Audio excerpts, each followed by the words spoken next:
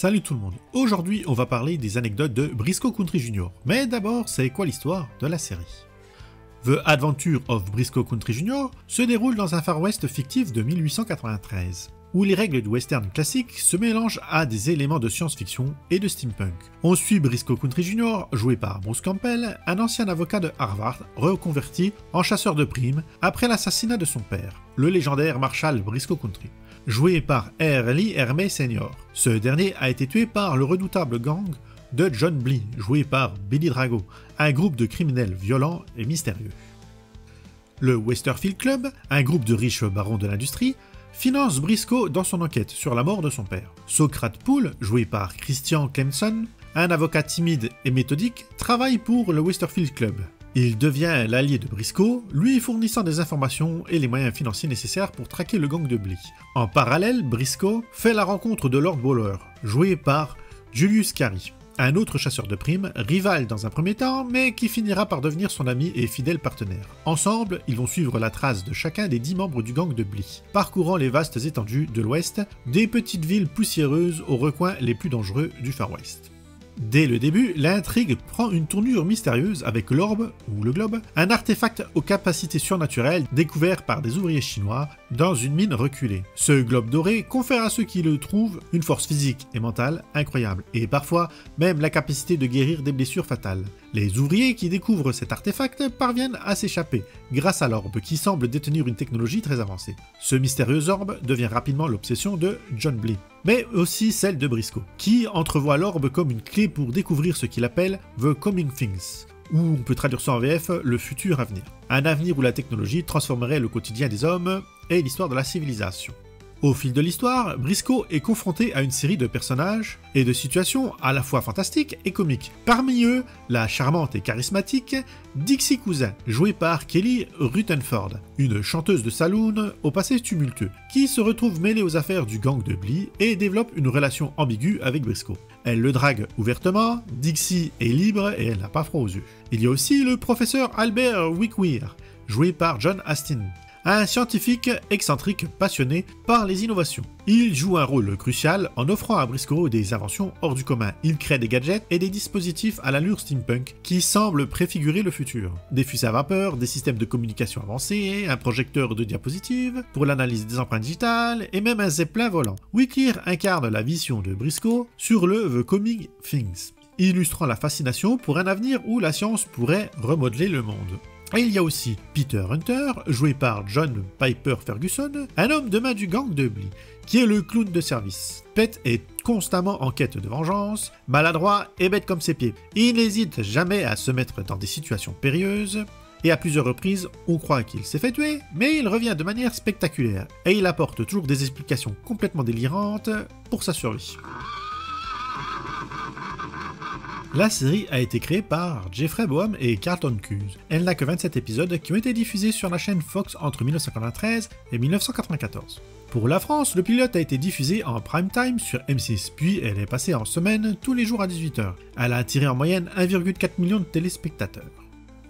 En 1989, Jeffrey Boam, qui travaillait sur le scénario d'Indiana Jones et la dernière croisade de 1989, avec l'aide au développement de l'histoire de Carlton Cuse, ce film était leur troisième collaboration après L'Arme Fatale 2 et 3. Selon Carlton Cuse, Bob Greenblatt, un cadre de la Fox, l'a engagé, lui et Jeffrey Boam, pour développer une série télévisée, grâce à Indiana Jones et la dernière croisade.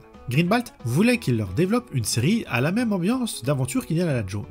Ils ont regardé ce qu'il se faisait à ce moment-là, et il y avait plusieurs séries de western et de science-fiction. Et l'idée de mélanger les deux leur est venue tout naturellement. La date où se passent les événements de la série n'a pas été choisie au hasard. Carlton Cuse a dit qu'ils l'ont mis 100 ans avant la date de la première diffusion à la télé. Ils ont découpé les épisodes en petits chapitres, et le titre des chapitres est un jeu de mots. Et les épisodes se finissent tous par un cliffhanger. Ils ont vite écarté le fait que la série serait historique, préférant se concentrer sur la comédie. Elle est remplie d'anachronismes et de références à la pop culture. Et la violence a aussi été oubliée, pour faire un programme pour toute la famille. Dans le pilote, ou les 2 premiers épisodes, Briscoe ne se sert même pas de son arme, alors qu'on est en plein Far West. Il préfère utiliser sa tête plutôt que ses armes, tout en prenant des solutions incongrues. Carlton Cuse a servi de showrunner et de scénariste en chef, et Jeffrey Boam était producteur exécutif et il participait au script. Et les scénarios étaient écrits par l'équipe de scénaristes en une semaine, et un épisode prenait aussi une seule semaine à être tourné. John McNamara, un des producteurs et scénaristes, a dit qu'il se sentait comme un étudiant en histoire de la télé. Pour trouver l'inspiration, il regardait des séries plus vieilles, et c'est Maverick de 1957 qui servira pour l'inspiration et l'humour style western dans les épisodes. Les scénaristes, confrontés à la nécessité de rendre leurs idées réalisables pour la production, ont dû simplifier leurs concepts ambitieux. Un exemple marquant est celui d'un bateau pirate sur roue, imaginé par Jeffrey Boam, qui a été réduit à des pirates dans une diligence, avec des canons. Et Brad Kern, un scénariste, souligne qu'il vaut mieux viser grand et ajuster ensuite, car cela permet d'obtenir un résultat plus riche que de commencer avec des idées minimalistes. La Fox arrêtait pas de demander des changements aux scénaristes. Une fois, ils voulaient plus de SF, une fois, ils en voulaient moins. Pareil pour la comédie, il en fallait plus. La fois d'après, il y en fallait moins, et c'est la même chose avec le côté western. Il n'arrêtait pas de faire la girouette. Cuse a dit qu'il avait fait ce qu'il pouvait pour maintenir la qualité de la série, malgré toutes ces notes schizophréniques de la Fox. Mais au milieu de la première saison, c'est l'aspect comédie et l'aventure qui a pris le dessus sur le reste. Et une fois l'arc de l'orbe terminé, la série est devenue plus classique, avec un peu moins de SF. La série a été en grande partie tournée dans les studios de Warner Bros. Il restait plus beaucoup de décors de western à cette époque. Beaucoup avaient été détruits pour faire d'autres décors. L'équipe a dû redoubler d'imagination pour utiliser les décors existants sans que ça se voie trop à l'image, et sans trop créer de nouveaux décors. Ils ont aussi filmé en décor naturel autour de Los Angeles. Quelques scènes avec le train ont été filmées à Raytown 1897 State Historic Park, à Jamestown, en Californie. D'ailleurs, c'est la même locomotive qui servira dans le film Retour vers le futur 3. Et c'est aussi la dernière série à être tournée sur le plateau de Laramie Street. Il était en pleine démolition et il a été remplacé par un studio de sonorisation de post-production. Tous ces travaux ont perturbé les enregistrements audio de la série et du coup, ils ont dû refaire des prises de son et ces prises ont été effectuées dans ce nouveau studio de sonorisation. Pour le cheval, Comet, c'est 5 chevals différents qui jouent son rôle. Le cheval principal, qui servait aux scènes d'action et de dialogue, s'appelait Cooper. Il a été choisi car il restait toujours calme. Bruce Campbell le surnommait Lade Bailey pour cette raison. Un autre cheval s'appelait Boss, il servait au plan où on le voit de loin ou quand il fallait sauter des obstacles ou traverser des fenêtres.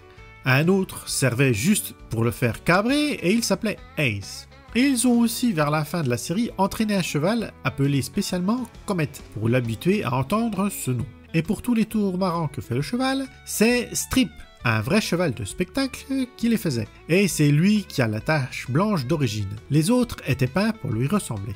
Tous ces chevaux étaient entretenus sur le plateau par Gordon A. Spencer, qui est aussi cascadeur à cheval. Et R. Runded Watermax est venu sur 5 épisodes, et lui par contre est bel et bien entraîneur d'animaux. Mini anecdote, 2 des pistolets de Gary, des fusils à canoncier, ont été réutilisés dans la série Firefly. Pour décrocher son rôle, Bruce Campbell a dû passer 5 auditions avant d'être choisi. À son premier passage, il a fait un saut périlleux pour impressionner le directeur de casting. Et ça a marché, ça l'a impressionné. Et il a dû le refaire aux 4 autres auditions. Et à la dernière audition, il a assuré que s'il était pris pour la série, elle serait un succès. C'était un rêve pour Campbell de jouer un cow-boy. Il a déclaré en interview plus tard, c'est le rêve de tout acteur de jouer un cow-boy. Alors quand cette opportunité s'est présentée, je vais dire oui, où est-ce que je signe ? Et il a dit que c'était grâce à ce rôle qu'il avait pu avoir pas mal d'autres propositions de rôle après cela. Et Carlton Cuse a dit que c'était la rencontre parfaite entre un acteur et un personnage et que Briscoe n'existerait pas sans Bruce Campbell. Lors de la promotion de la série, à l'été 1993, le chef de la Fox Entertainment, Sandy Crenshaw, a déclaré que si Campbell n'est pas la prochaine grande star de la télévision, il mangerait son bureau. L'histoire ne dit pas s'il l'a fait, vu l'annulation de la série, mais Bruce Campbell a eu une carrière sympathique quand même. L'acteur Christian Clemenson est allé à Harvard avec Carlton Cuse, mais il a dû quand même passer l'audition pour avoir le rôle de Poole. Pour jouer le rôle, il s'est inspiré d'Artemus Gordon de la série The Wild Wild West, qui pour lui sont très similaires. Et il ne s'habituera jamais à monter à cheval, il a tourné ça à l'avantage de son personnage. Comme il devait être studieux, ça légitimait son malaise. Julius Gary, qui joue Lord Bowler, a passé le casting car il voyait un gros potentiel dans le rôle. Il avait fait des recherches sur les cow-boys noirs pour un projet à l'université et avait utilisé ses connaissances pour jouer son rôle. Et Lord Bowler n'est pas son vrai nom. On apprend dans l'épisode 18 qu'en réalité il s'appelle James Lone Favor. Le professeur Albert Wickweir, interprété par John Astin, il a été choisi parce qu'il était connu pour son rôle de Gomez Adams dans la famille Adams. Et Cuse a dit que lui et les scénaristes aimaient rendre hommage à la star dans la télévision de leur enfance. Le personnage de Kelly Rutherford, Dixie Cousin, devait apparaître que dans le pilote, mais ça a tellement bien collé entre les acteurs Bruce Campbell et elle qu'ils ont décidé de garder le personnage pour le reste de la série. Et le vrai nom du personnage est Myria Simon. Marilyn Monroe est une source d'inspiration pour le personnage de Dixie. A l'inverse, la fille du professeur Wickweir, Amanda, jouée par Anne Trenko, ne reviendra plus jamais dans la série, après le pilote, alors qu'elle est la fille de l'un des personnages principaux. Dans le pilote, il y a le personnage de Johan Collier, joué par Dan Garrity. Il vient donner des infos à Briscoe. Ce personnage était censé être un régulier de l'émission, mais il faisait doublon avec le personnage de Poole. Du coup, il ne servait pas grand chose et il a été retiré du reste de la série.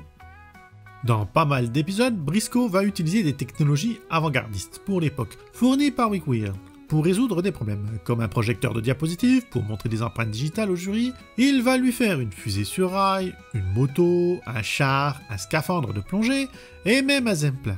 Et à chaque fois qu'il se passe quelque chose d'important pour Briscoe, on entendra au loin un cri d'aigle. La série a été diffusée à 20h sur la chaîne Fox le vendredi 27 août 1993, avec le pilote de 2 heures. Il a été rediffusé 2 jours plus tard, à 19h. Les 2 diffusions ont eu de bonnes audiences, le premier épisode aussi. Sandy Grunshaw, un dirigeant de la Fox, était persuadé que Briscoe cartonnerait, mais hélas, les audiences ont baissé dès l'épisode 2, et ça ne s'est pas arrêté, et c'est une autre série de la Fox qui a cartonné juste après X-Files. Ils ont quand même soutenu la série jusqu'au bout de sa première saison, en espérant que les audiences se relancent, mais sans succès. Et malgré un soutien d'une base de fans très investis dans la série, elle a quand même été annulée. John McNamara a attribué la baisse d'audience à l'horaire de diffusion. Pour lui, personne ne regarde la télé à 20h le vendredi. Et comme souvent, les scénaristes n'avaient pas prévu la fin. Ils pensaient déjà à la saison 2. Mais par chance, la saison 1 se termine bien, malgré qu'ils n'auront arrêté que 9 des 13 membres du gang de Johnny Blee.